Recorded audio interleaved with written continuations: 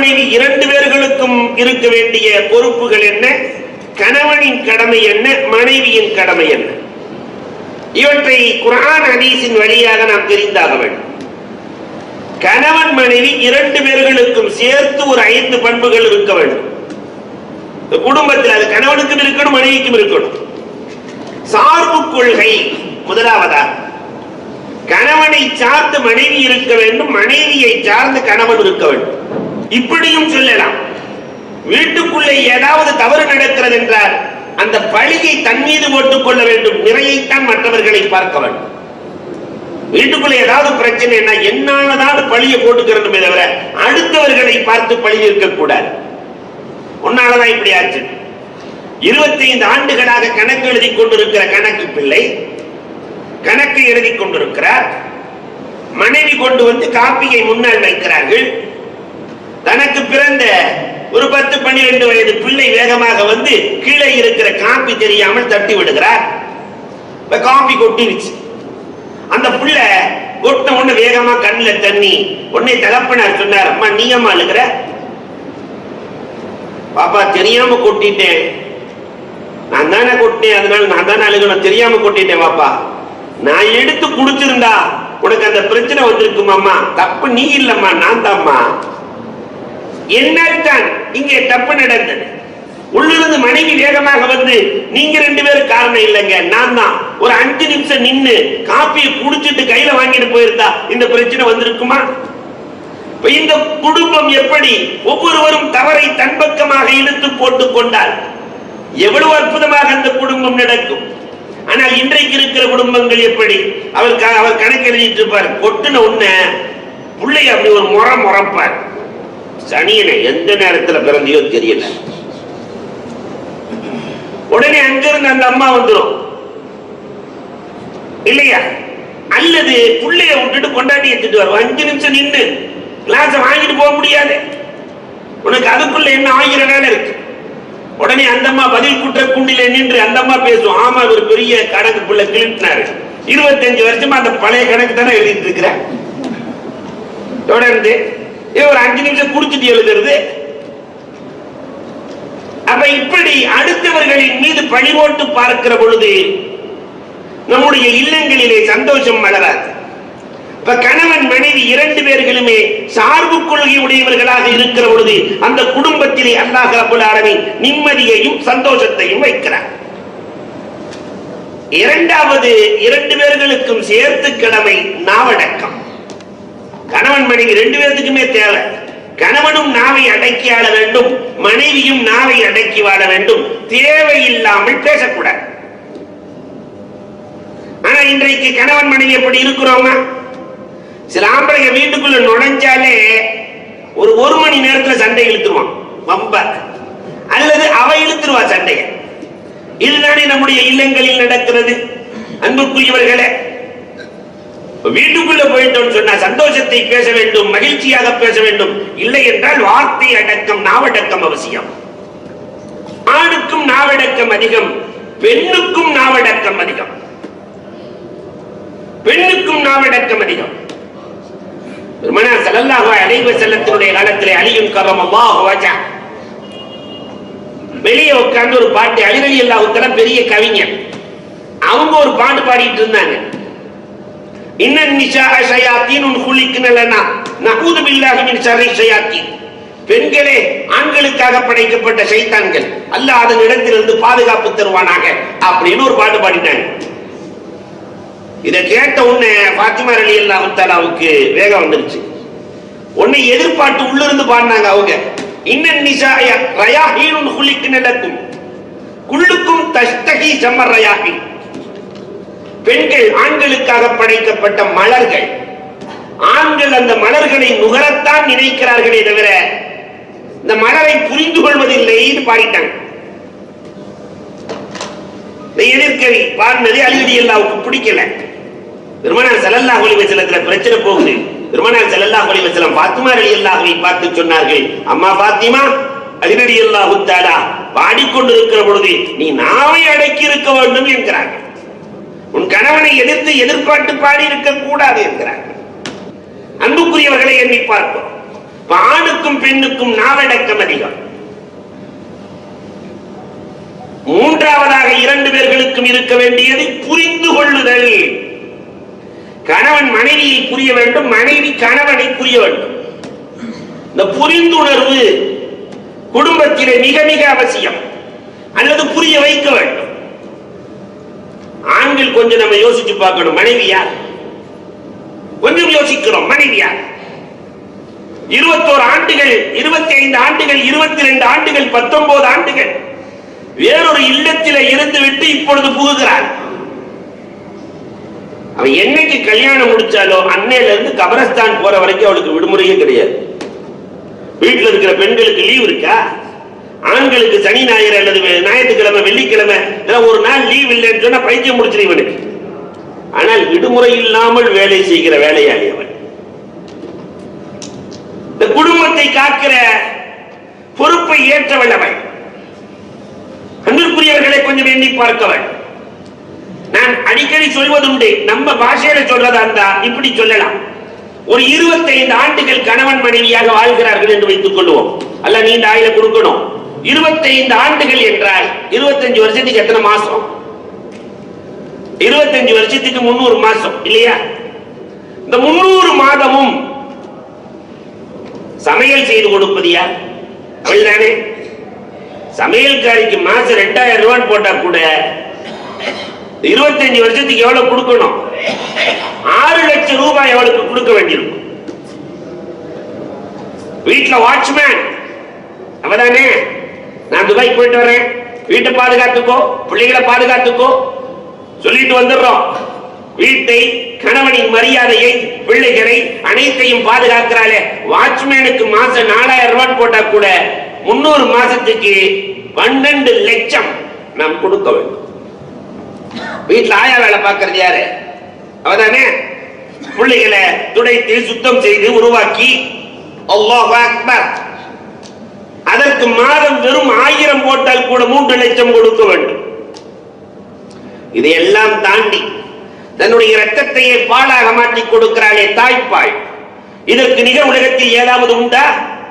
எத்தனை கோடி கொடுப்பது? ஏறத்தாழ 2 ஆண்டுகள், 2.5 ஆண்டுகள் தன்னுடைய இரத்தத்தை பாலாக மாற்றி கொடுக்கிற அந்த தாய்க்கு அன்புக்குரியவர்களே, இந்த மனைவியை எப்படி பாராட்டுவது, புகழ்வது? நம்ம பிள்ளைக்காக. இதையும் தாண்டி 9 மாதம் தன்னுடைய வயிற்றிலே சுமக்கிறாங்க அந்த தாய். 9 மாதம் என்ன கஷ்டம்? 3 கிலோ 4 கிலோ 4.5 கிலோ வயிற்றுல சுமந்து பெற்றுக் கொடுக்கிறாளே அந்த தாய். அந்த பெண்ணாவது சொல்லிருச்சு, நான் 2 பிள்ளை பெற்றுட்டேங்க, அதனால என்னால முடியாது, இனிமேல் நீங்க 2 பிள்ளையை தூக்குங்க. இவ்வளவு விஞ்ஞான வளர்ச்சி அடைந்த காலத்துல ஆம்பளைங்க யாராவது புள்ள பெற்றதாக வரலாறு இருக்கிறதா? அதற்காக யோசித்து அதற்கு ஒரு முயற்சியை செய்து டாக்டரை பார்த்து, டாக்டர் எப்படியாவது அங்க ரஹ்ம, இன்னைக்கு நிறைய உறுப்பு மாற்று இருக்கா இல்லையா, அதனால உறுப்பை மாத்தி அந்த கர்ப்பப்பைய உள்ள வச்சு, நான் தான் சாப்பிட்டு சாப்பிட்டு வயிறுதான் வீங்குதா இல்லையா, அதே மாதிரி வீங்கினா பரவாயில்ல, குழந்தை தானே, என் புள்ள தானே, அதனால நீங்க எனக்கு இந்த ஒரு ஏற்பாடு செஞ்சு கொடுங்கன்னு. உலகத்திலே செய்ய முடியுமா? செய்தவர்கள் உண்டா? முடியாது. பிரசவம், தமிழன் பேர் வைத்திருக்கிறான் பாருங்கள், செத்து பிழைக்கிறாள். பிரசவம், அவள் செத்து பிழைக்கிறாள். குழந்தை பிறந்த உடனே இவ்வளவு கஷ்டப்பட்டு 9 மாசம் கஷ்டப்பட்டு குழந்தை பெத்த உடனே பேர் வைக்கும் போது இன்சியல் யாருன்னா வாப்பா. கஷ்டப்படுறதெல்லாம் உம்மாவா, இன்சியல் வாப்பா. அத்தனை கஷ்டத்தையும் மறைத்து தன் கணவனை கௌரவப்படுத்துகிறாள். அவள் கணவனை கௌரவப்படுத்துகிறாள். அதனாலதான் நாளைக்கு மறுமையிலே அல்லாஹ் ரப்பல் ஆலமீன் அழைக்கிற பொழுது தாயோடு சேர்த்து அழைப்பான் என்று பெருமானார் ஸல்லல்லாஹு அலைஹி வஸல்லம் சொல்லுகிறார்களே. கஷ்டத்தை கொடுத்த அல்லாஹ் ரப்பல் ஆலமீனுக்கு தானே தெரியும் யாரை அழைப்பது என்று. அன்புக்குரியவர்களே, இத்தனையும் தியாகம் செய்கிற அந்த தாய், அந்த மனைவி இல்லையா?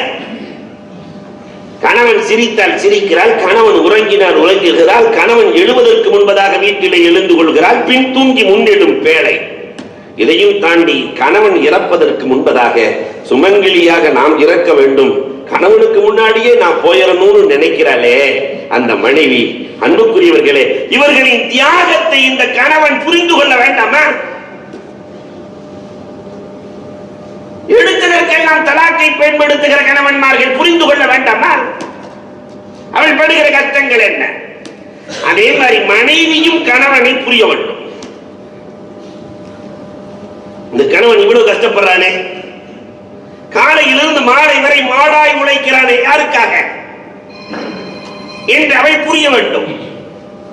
அதனால அவன் தமிழின் அழகாக ஒரு கதை எழுதியிருந்தான். ரெண்டு பேரும் கயிற்று பாலத்திலே, கணவனும் மனைவியும் கயிற்று பாலத்திலே நடந்து செல்வார்கள். நடந்து போயிட்டே இருக்கும் போது மனைவியை விட்டு போட்டு கணவன் வேகமாக ஓடிடுவான். உன்னை இவன் நினைப்பா, இவனையெல்லாம் கல்யாணம் பண்ணதுக்கு இப்படி பாலத்துல அந்தரத்துல தொங்க விட்டு போயிட்டானே இந்த மனுஷன், இவனை போய் நம்ம கல்யாணம் பண்ண பாரு என்று கணவனை திட்டிக்கிட்டே போவான். தயங்கி தயங்கி தயங்கி தயங்கி பாலத்தை கடக்கிற நேரத்திலே பார்த்தால் அந்த பாலத்தினுடைய கயிறு அருந்து கிடக்கும். வேகமாக ஓடி போய் தன் மனைவியை காப்பாற்ற வேண்டும் என்பதற்காக கயிற்றை தன் இடுப்போடு சுற்றி இழுத்து பிடித்து பாலத்தை தூக்கி கொண்டு கணவன் நிற்பான்.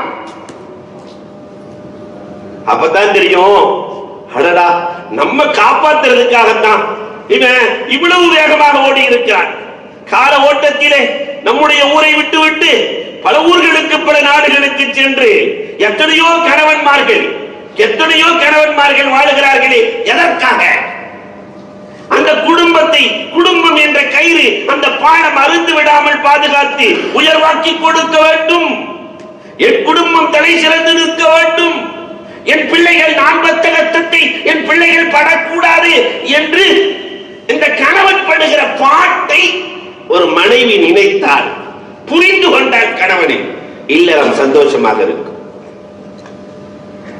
நாலாவது கணவன் மனைவி ரெண்டு பேருக்குமே சேர்த்து தேவை விட்டு கொடுத்தல்.